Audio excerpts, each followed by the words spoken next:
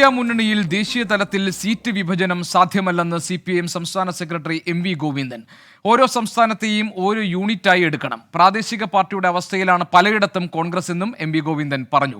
BJPയിൽ അംഗത്വം എടുക്കുന്നവർക്കെതിരെയുള്ള കേസുകൾ ഇല്ലാതാകുമെന്നും MV ഗോവിന്ദൻ വിമർശിച്ചു. സൂരജ് സജി തൃശൂരിൽ നിന്ന് വിവരങ്ങൾ നൽകാനുണ്ട്. സൂരജ്, നമുക്ക് CPIM സംസ്ഥാന സെക്രട്ടറിയുടെ പ്രതികരണം ആദ്യം കേൾക്കാം. സൂരജിന്റെ റിപ്പോർട്ടിലേക്ക് പുറകെ വരാം. ഓരോ സംസ്ഥാനത്തിൻ്റെയും ഓരോ യൂണിറ്റായി എടുത്ത് അവിടെ BJPയെ പരാജയപ്പെടുത്താൻ ആർക്കൊക്കെ വോട്ട് ചെയ്താലാണ് സാധിക്കുക, ഏതൊക്കെ മണ്ഡലം ഒന്ന് തീരുമാനിച്ച് അതിൽ കോൺഗ്രസ് ഉൾപ്പെടെ ഉണ്ടാവും. അവരെല്ലാം ചേർത്തുകൊണ്ട് മുന്നോട്ടേക്ക് പോകാൻ കഴിഞ്ഞാൽ ഈ അപകടകരമായ ഭീകരമായ ഒരു ഇരുട്ടിനെ നമുക്ക് പ്രതിരോധിക്കാനാവും. അതല്ലെങ്കിൽ ഇന്ത്യൻ ജനാധിപത്യത്തിൻ്റെ ഭാവി അപകടകരമാണ് എന്ന് മാത്രം പറഞ്ഞാൽ നമ്മൾ ഉത്കണ്ഠപ്പെടൂല.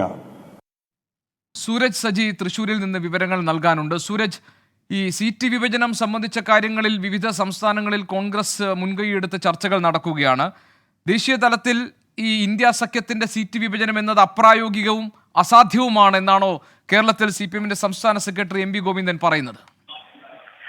അത്തരത്തിൽ തന്നെയാണ് ഗോപികൃഷ്ണൻ നമ്മൾ നോക്കിക്കാണേണ്ടത്. വിവിധ സംസ്ഥാനങ്ങളിൽ ഇന്ത്യ മുന്നണി നേതൃത്വം കൊടുത്തുകൊണ്ട് തന്നെ ഈ സീറ്റ് വിഭജനത്തിനുള്ള നീക്കങ്ങളെല്ലാം മുന്നോട്ട് പോകുന്നുണ്ട്. പക്ഷെ മറുവശത്ത് ഈ പല സംസ്ഥാനങ്ങളിലും ഇത് ഒരു അനുനയത്തിലേക്ക് അല്ലെങ്കിൽ ഒരു തീരുമാനത്തിലേക്ക് എത്തിക്കാൻ കഴിയാത്തൊരു സാഹചര്യത്തിലാണ് ഈ CPIM സംസ്ഥാന സെക്രട്ടറിയുടെ ഒരു നിലപാട് വരുന്നത്. അത് സംസ്ഥാനത്തെ സാഹചര്യം മാത്രം നോക്കിക്കണ്ടായി അല്ല അത്തരമൊരു പ്രതികരണം എന്ന് തന്നെയാണ് നമ്മൾ വിലയിരുത്തേണ്ടത്. കാരണം ദേശീയ രാഷ്ട്രീയം മുൻനിർത്തിക്കൊണ്ട് അല്ലെങ്കിൽ CPIMന്റെ ദേശീയ തലത്തിലുള്ള നിലപാട് മുൻനിർത്തിക്കൊണ്ടുള്ള ഒരു പ്രതികരണമാണ് CPIM സംസ്ഥാന സെക്രട്ടറിയുടെ ഭാഗത്ത് നിന്ന് ഇപ്പോൾ ഉണ്ടായിരിക്കുന്നത്. അദ്ദേഹം പറയുന്നത് ഈ സീറ്റ് വിഭജനങ്ങൾക്കെല്ലാം നേതൃത്വം കൊടുക്കേണ്ട കോൺഗ്രസിനെ പോലും ഒരു പ്രാദേശിക പാർട്ടിയായി പരിഗണിക്കേണ്ട തലത്തിലേക്ക് കാര്യങ്ങൾ മാറിയിരിക്കുന്നു. കാരണം കോൺഗ്രസിന്റെ സംഘടനാശേഷി പോലും സംസ്ഥാന തലങ്ങളിലേക്ക് പരിഗണിക്കേണ്ട തരത്തിലാണ് ഇപ്പോൾ ഉള്ളത്. അതുകൊണ്ട് തന്നെ ഈ പ്രാദേശിക അടിസ്ഥാനത്തിലുള്ള ഒരു സീറ്റ് വിഭജനത്തിലൂടെ മാത്രമേ ഇന്ത്യ മുന്നണിക്ക് അല്ലെങ്കിൽ അധികാരത്തിലേക്ക് എത്താൻ കഴിയുകയുള്ളൂ. ദേശീയ തലത്തിൽ ഈ സീറ്റ് വിഭജനം എന്നത് പ്രായോഗികമല്ല എന്നുള്ളത് തന്നെയാണ് അദ്ദേഹം കാണിക്കുന്നത്. ഓരോ സംസ്ഥാനത്തെയും ഓരോ യൂണിറ്റായി എടുത്തുകൊണ്ട് സംസ്ഥാന തലത്തിൽ